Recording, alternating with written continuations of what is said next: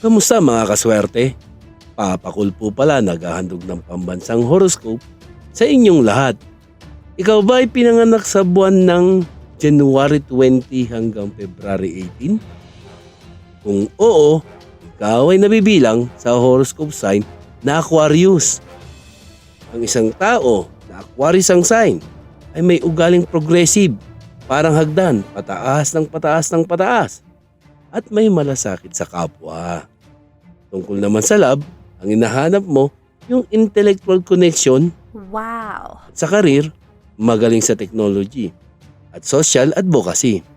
Lucky number mo, 8, para sa 8 hours mong pag-isip kung paano mo ayusin ang mundong ito.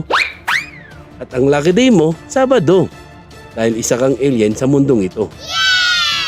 Ngayon ay alam mo na ang iyong horoscope sign.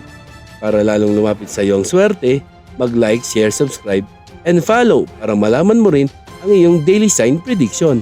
Salamat!